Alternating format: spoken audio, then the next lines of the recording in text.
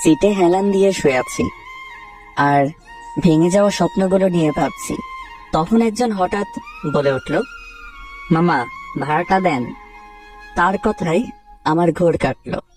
মানুষটি হলো বাসের হেল্পার, ভাড়া নিতে আসছে।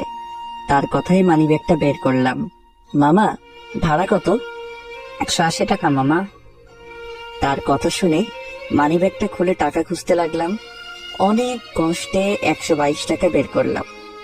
হেল্পার মামা এখনো আমার কাছে দাঁড়িয়ে আছে, আমার ঘটনাগুলো দেখছে। আমি কি বলবো তাকে ভেবে পাচ্ছিলাম না। তখন হেল্পার মামা বলে উঠল, মামা কোথায় যাবেন আপনি? ঢাকায় যাব মামা, আমার কাছে ঢাকা যাওয়ার ভাড়া নাই, সামনে নামাই দিয়েন। আরে মামা নামবেন কেন? টাকা নাই তো কি হয়েছে, আমি আছি, আপনার টাকা দেয়া লাগবে না। তার কথা শুনে কি বলবো বুঝে উঠতে পারছি না, চোখে এমনি জল এসে গেছে।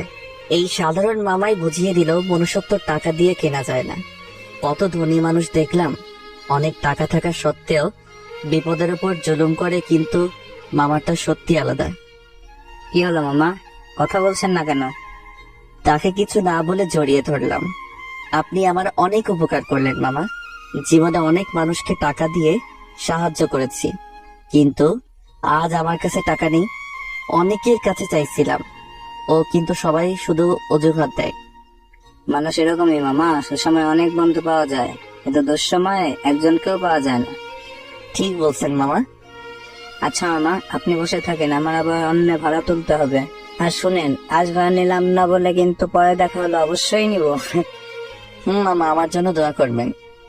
অবশ্যই মামা, জীবনে স্বপ্ন পূরণ করো মামা। মামার কথা শুনে মনটা কেমন জানি করে উঠল।